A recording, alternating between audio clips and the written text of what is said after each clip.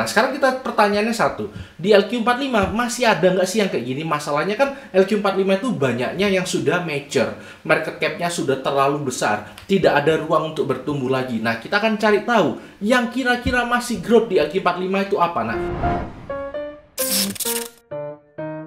welcome Smart Investor to my channel, Nizar Imam. Jadi kembali lagi di segmen prospek ya. Nah, kali ini kita akan nyoba ngebahas saham-saham yang growth-nya bagus di LQ45. Jadi seperti yang kita ketahui ya, sekarang ini dikit-dikit growth, dikit-dikit growth. Jadi banyak yang ngomong juga sekarang ini eranya growth investing. Bahkan juga kemarin seperti Bukalapak itu iming-imingan kan perusahaannya sangat growth cepat ya. Nah, kita akan coba cari tahu nih di LQ45 saham yang masih growth itu apa. Dan juga kita akan coba buktikan ya, memang saham yang growth itu sekarang memang lagi diminati. Contohnya seperti MTDL ini ya. MTDL kita kalau lihat growth-nya, kita pakai RTI nih ya. Nanti kita pakai lihat di key statistik, kemudian juga kita masuk ke growth, terus kemudian juga kita masuk ke kumulatif. Jadi bukan yang YOY ya, kita masuknya ke kumulatif agar kita bisa tahu kira-kira tiap tahunnya naiknya seperti apa. Nah, ini adalah MTDL ya.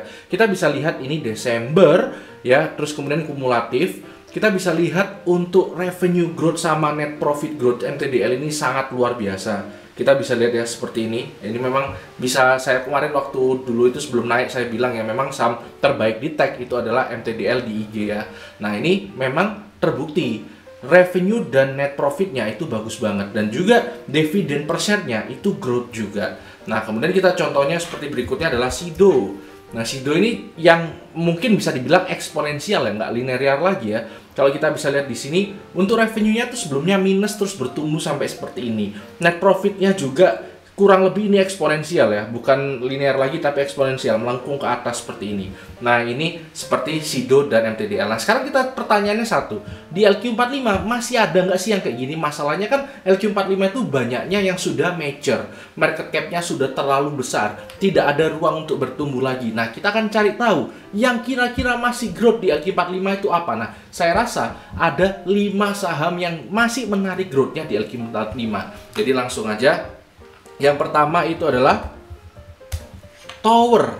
Jadi Tower dan Tebik ini adalah perusahaan yang menurut saya growth-nya masih bagus di LQ45 ya. Jadi kita bisa lihat revenue-nya dan net profit-nya juga lumayan growth, dan kita bisa tahu memang potensi bisnis menara-menaraan ini memang cukup bagus ke depannya. Karena seperti yang pernah saya bilang ya, jadi kalau di luar sana itu per 1000 orang itu ada satu menara. Nah, itu di SEA ya, di Southeast Asia tuh biasanya kebanyakan kayak gitu. Nah, Indonesia sendiri itu masih 0,3. Jadi dari 1000 orang itu cuma 0,3 tower. Jadi masih bisa bertumbuh ya. Kita pasti tahu ya kalau di luar Jawa itu masih banyak banget tower yang belum terbangun. Jadi ini salah satu yang growth-nya masih bagus dan mungkin kedepannya juga masih bagus. Nah, kemudian berikutnya yang kedua adalah TLKM.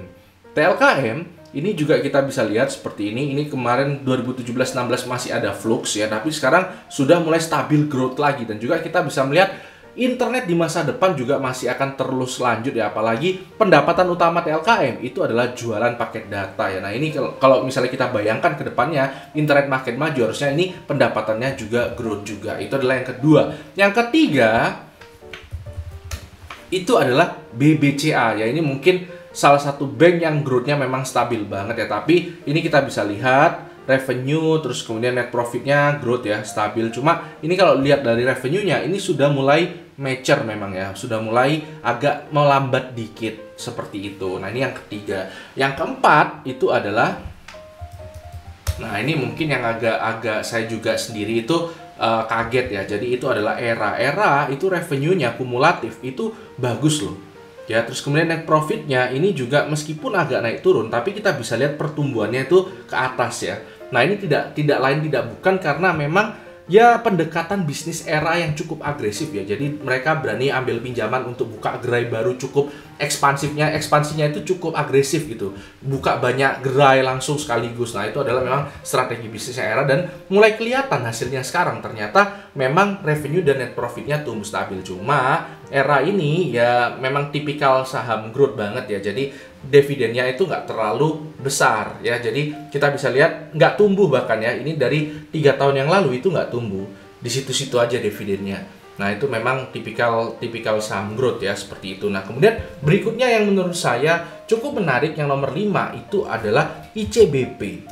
ICBP ini juga ya kita bisa bandingkan dengan INDF juga ya, nanti kita bisa lihat nanti.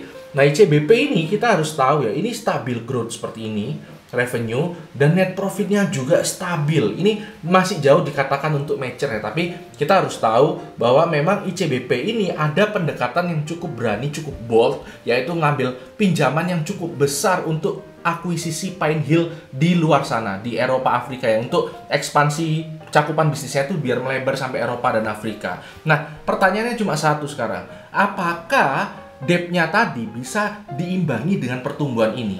Atau bahkan melebihi ya, pertumbuhannya melebihi debt-nya ya. Nah, sekarang pertanyaannya itu. Tapi kalau lihat dari grafik ini, kayaknya sih ICBP bisa menanggulangi resiko dari pinjaman yang cukup besar tadi dengan growth-nya seperti ini.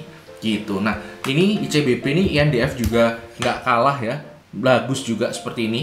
Cuma yang lebih growth-nya lebih menarik, lebih curam tadi, slope-nya, gradiennya itu adalah ICBP. Seperti itu. Nah, itu adalah 5 saham yang growth-nya masih bagus banget dan bisa dinotis di LQ45. Nah, kalau teman-teman mungkin suka video ini ya, teman-teman mungkin bisa like, comment, dan subscribe ya. Dan juga kasih tahu saya nanti kalau misalnya ada masukan seperti apa, kasih tahu aja. Kalau misalnya nanti videonya like-nya cukup banyak, saya pertimbangkan untuk riset lebih jauh lagi sehingga bisa nemuin seperti MTDL dan situ tadi. Jadi MTDL dan situ kan memang di luar pool LQ45 ya. Ruang lingkup penelitian yang ini adalah LQ45 dulu.